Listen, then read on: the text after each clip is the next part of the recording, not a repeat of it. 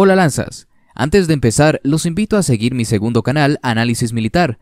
Estaremos hablando sobre diversos temas militares y conoceremos el armamento de todos los países, así que no olvides seguirnos y mirar nuestros videos. La toma de Las Delicias fue un ataque perpetrado por la FARC el 30 de agosto de 1996 contra la base militar de Las Delicias del Ejército Nacional de Colombia, en Puerto Leguízamo, Putumayo. Tras el ataque realizado por aproximadamente 500 insurgentes, 27 militares perecieron, 16 quedaron heridos y 60 fueron secuestrados, constituyéndose así uno de los más graves reveses sufridos por las fuerzas estatales colombianas en su lucha contra las FARC. El plan para tomarse Las Delicias fue concebido por las FARC el 17 de diciembre de 1995.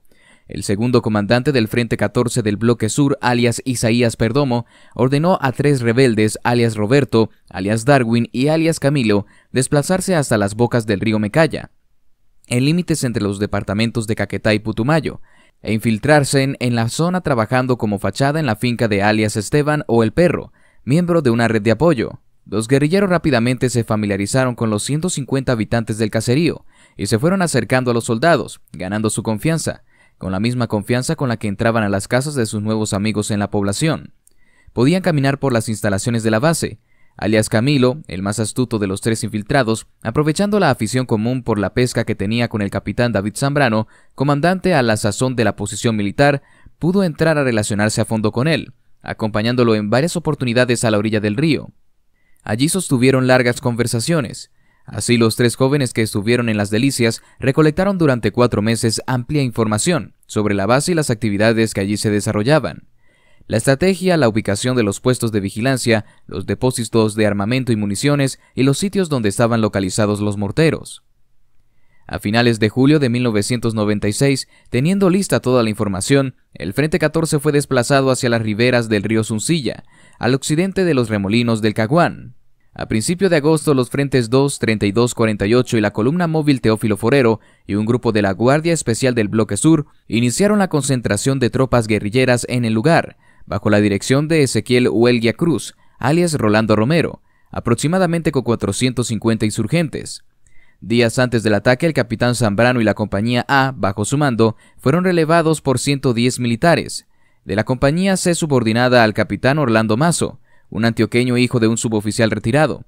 Hacía poco que había pedido la baja del ejército y como castigo fue enviado por segunda vez a Las Delicias. 6 meses atrás ya había estado acuartelado en la base.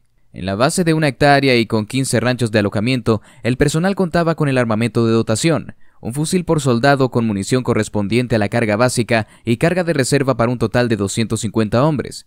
2 ametralladoras M60 tipo comando, una ametralladora estándar M60, 2 morteros Soltán con 32 granadas, 8 lanzagranadas MGL de 40 milímetros con 162 granadas y demás armamento.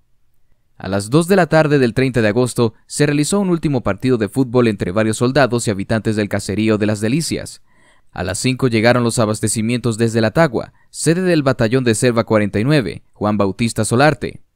En ese momento y sin permitir que los militares lo notaran, los rebeldes se posicionaron cerca al perímetro de la base, mientras un pelotón de 30 soldados descargaba los víveres.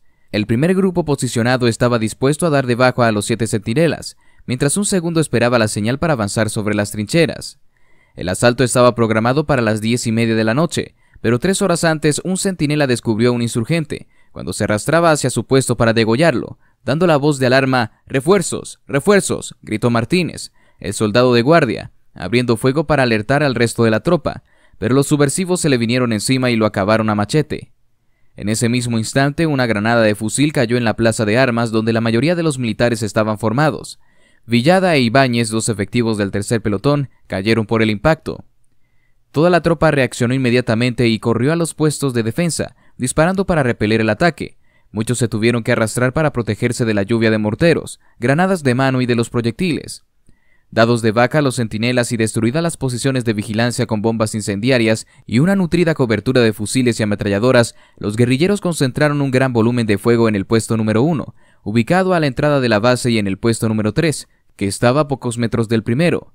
El subteniente Ayala, que se hallaba descargando las provisiones en el puerto del caserío, quedó fuera del perímetro de la base junto con 6 soldados desarmados. Las siguientes 17 horas, soldados y guerrilleros se vieron envueltos en un feroz combate.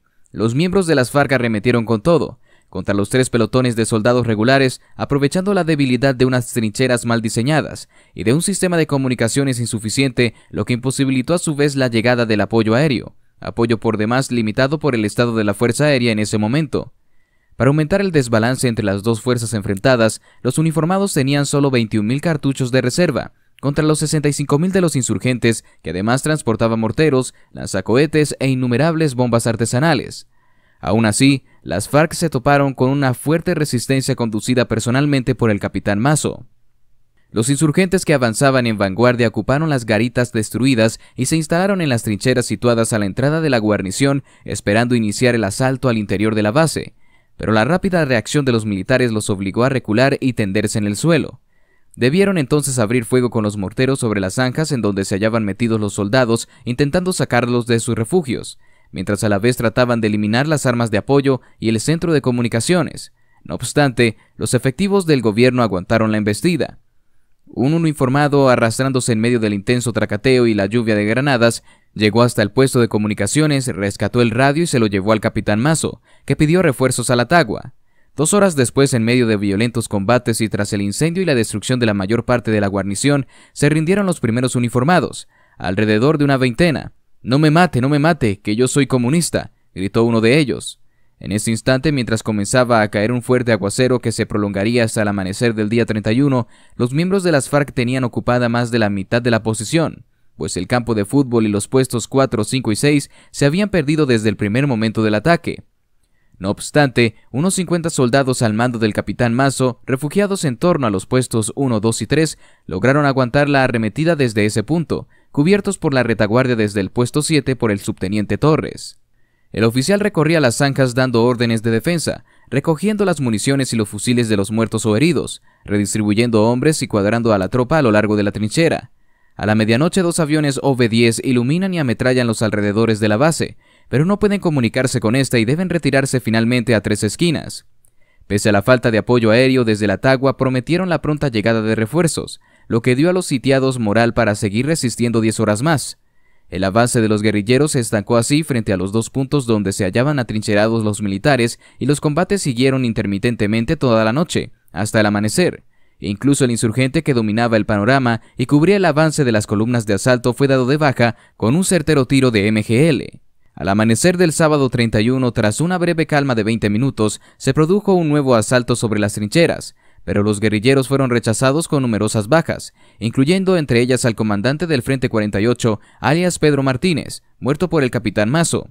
Rolando Romero, que encabezaba el ataque, dio entonces la orden de retirada, pero al llamar por radio a Tirofijo, máximo líder de las FARC, para informarle de la situación, este recriminó al guerrillero su cobardía y lo obligó a proseguir la ofensiva. Nuevas municiones fueron entregadas a los subversivos, que recomenzaron el ataque, mientras los soldados defendían palmo a palmo sus posiciones, causándole más bajas a los atacantes. Pero su parque empezó a escasear en esas horas decisivas, lo que sumado a la demora en los esfuerzos terminó por condenar la suerte de las fuerzas gubernamentales, y en efecto a las 3 de la madrugada del sábado, un grupo de infantes de marina se movilizó desde el puerto Leguízamo hacia el muelle de la Tagua con el objetivo de desplazarse posteriormente por el río Putumayo hasta Las Delicias y acudir en ayuda a los militares atacados.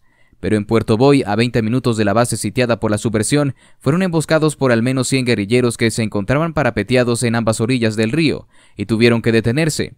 Sin nada que temer, el cabecilla del Frente 32 emplazó una ametralladora M60 frente a la posición en que se hallaba el oficial, esperando el momento oportuno para neutralizarlo, mientras los insurgentes iniciaron un avance franco hacia las posiciones que aún mantenían los militares. Mientras eso pasaba en el interior de la base, el cabo Bedoya Gómez, que se hallaba desarmado en el caserío contiguo al momento de comenzar el ataque, fue delatado por uno de los habitantes del lugar y fusilado en el patio de la escuela. Sobrevino entonces el final. Sobre las 11 de la mañana, la tropa conducida por el subteniente Torres fue capturada por la guerrilla, dejando al descubierto la retaguardia del capitán Mazo y sus hombres. Solamente los puestos 1 y 2 seguían ocupados por el ejército.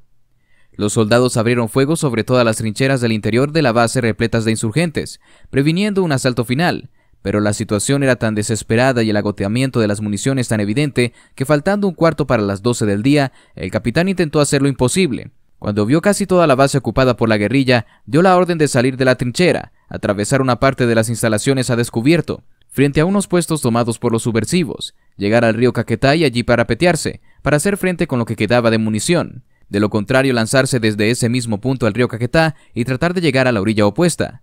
«¡Rompan fuego!», gritó el capitán, y salió acompañado de 3 soldados de su trinchera. Fue recibido por el fuego de la M60 posada enfrente, y cayó herido con un tiro en la espalda y otro en la región inguinal de la pierna. El subteniente Rodríguez con otros 4 efectivos le siguió, pero ellos también fueron abatidos por el fuego de la ametralladora y de los francotiradores apostados en los restos de la base. El sargento Pérez quedó al mando de los sobrevivientes que resistieron otra hora, pero agotado casi todo el parque, los uniformados destruyeron su dotación y dejaron de responder el fuego.